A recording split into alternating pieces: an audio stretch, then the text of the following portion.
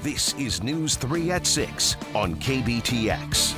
Good evening, I'm Abigail Metsch. It's 5 p.m., which means you're getting off work. It's the perfect time to jump in your car and head on over to the Washington County Expo and donate to the Food for Families food drive, and you don't even have to get out of your car. People lined up to donate blood, people lining up to volunteer at the Civic Center, people coming from all over the state, all over the country, right here to Uvalde to help out as much as they possibly can, even just to offer support or maybe just even a hug.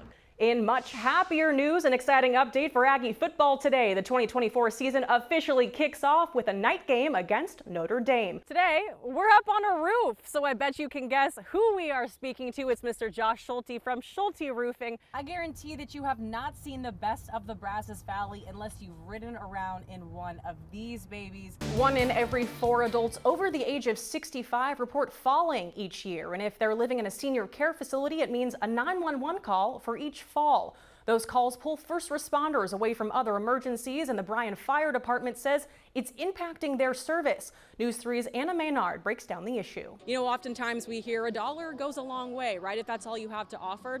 And for the most part, we tend to roll our eyes because how much can $1 actually do? Well, when it comes to the Brazos Valley Food Bank, a $1 can actually do a whole lot. It's sure to be a big weekend for tourism. In fact, it's expected to be one of the biggest of the season. College game day coming to town is definitely a sign it'll be one of those big weekends. In the United States alone, there are more than 103,000 people on the transplant waiting list. Randy Coker was one of them. My name is Randy Coker. I am a double lung recipient, and I received my gift of life in November 30th of 2016 at Houston Methodist Hospital in Houston, Texas. After serving in the Vietnam War, Coker worked as an open-pit coal miner. Years later, while living in Bryan, he came down with a case of strep pneumonia. I was in the hospital 192 consecutive days. And so when I came out, you know, the lungs were gone. They were pretty well ruined. His doctor recommended a lung transplant.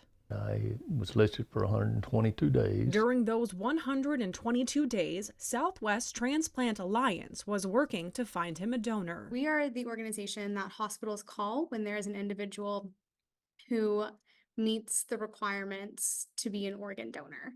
We are the ones who recover and match.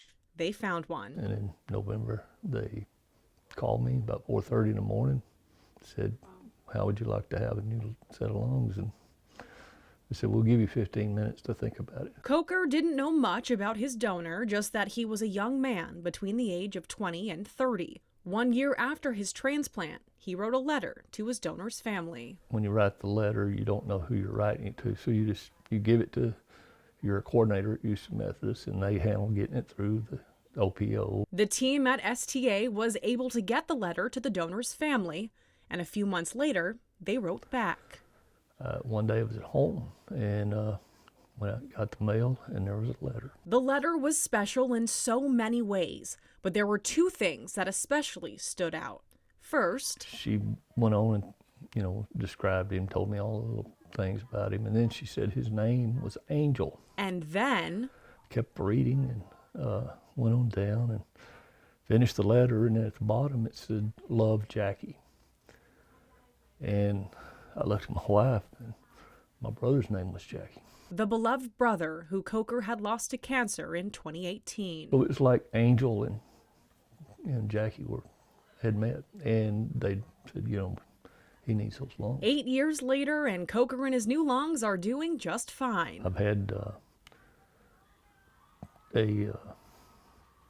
two grandchildren born since I had my transplant, and one great-grandson. And he is a board member for the Pre to Post Transplant Foundation. We hire cleaning companies to go to their houses and clean and sanitize their houses before they go home, the day or two before. Becoming an organ donor is simple. Anyone who is interested in learning more and registering their decision can go to organ.org and they can register there. If you are also renewing your driver's license anytime soon, you can check that box on the form when you renew. Your gift of life could save someone else's. Somebody gave me life, and I'm going to help whoever I can, you know, and everything's for him, for Angel.